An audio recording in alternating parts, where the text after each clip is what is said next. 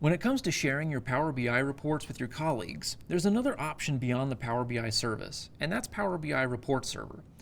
Remember that the Power BI service is a software as a service, or SaaS application, that you can access from anywhere in the world because it's hosted on Microsoft's cloud infrastructure.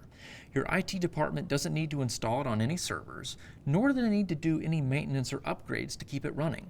Microsoft handles all of that for you. Power BI Report Server, on the other hand, is an on-premises application, which means you install it on a server that your organization owns or operates. This also means that the report server is behind your organization's firewall, so you can't necessarily access it from anywhere in the world like you can do with the Power BI service. You would need to be on your company's network, whether that means being physically at the office or using a virtual private network when you're working remotely. We'll go to my browser, where I'm inside Power BI Report Server right now. What we're looking at is actually a version of Power BI Report Server that I've installed on my laptop, and which I use mainly for demonstrations and personal projects. You can see that it looks a lot different from the Power BI service. There's still a tile-based interface, but there's no side navigation menu. One of the biggest differences is that while the Power BI service organizes everything into workspaces and apps, the Power BI Report Server is organized into folders. You can see 4 folders near the top of my screen, named Data Sources, Davidson, edX, and Personal. Within these folders, I have Power BI reports that I've been working on. You can create many folders within folders, and folders can contain different documents, including Power BI reports, Excel workbooks, Word documents, text files, and so forth. Similar to Power BI workspaces, you can also use your folders to govern who has access to which reports.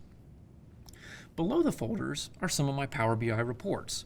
These are actually some of the reports we've been building in this course, like the global economic indicators and our Steph Curry basketball data. I can open any one of these reports by just clicking on it. To add a new Power BI report, I can click on the Upload button on this dark gray toolbar. Once a report is uploaded, I can then manage it by clicking the button in the top right corner of its tile, where I have options to favorite it, edit it in Power BI Desktop, download the PBIX file to my hard drive, move it to another folder, delete the report entirely, or manage its settings. Besides workspaces and apps, one of the other things you may notice lacking from Power BI Report Server are the dashboards. Dashboards are only a feature in the Power BI service. You also cannot set up subscriptions on Power BI reports like you can in the service. In my opinion, that inability to subscribe to a Power BI report is one of the biggest drawbacks to the Power BI Report Server compared to the service, because you often want to be notified when your data changes, or you just want to get a copy of the report in your email. Nothing wrong with that. But unfortunately, the Report Server doesn't support that capability yet for Power BI reports. Aside from that, there are many other features that Power BI Report Server does not support. For example, some custom visuals won't work properly because they're incompatible with the Report Server. The Report Server does not support certain data sources, or may not give you the ability to refresh certain data sources. In addition, you cannot share datasets between multiple Power BI reports on the Report Server. And while the service gets monthly updates to its functionality, Microsoft only updates the software for the Report Server every 4 months, and you have to manage those updates yourself. If you're considering Power BI Report Server, you need to be aware of these limitations. Despite everything I just said, the Power BI Report Server does have some advantages over the Power BI service. For one thing, because the Report Server is located on your organization's server, you are not limited in the number of times you can refresh your data models. I have some Power BI reports on Davidson College's Report Server that refresh every 15 minutes, which would be impossible on the Power BI service without purchasing premium capacity. Power BI Report Server also doesn't require any licenses from your organization's users.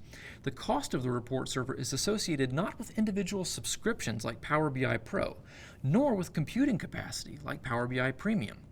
Instead, the cost of Power BI Report Server is largely a function of the hardware on which it is installed and how the server is licensed.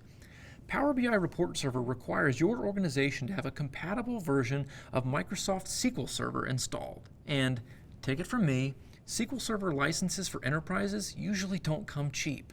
But for companies that already have those servers in place, Power BI Report Server can make a lot of sense versus going to the cloud, as long as you're willing to give up some of the features that you can only find in the Power BI service.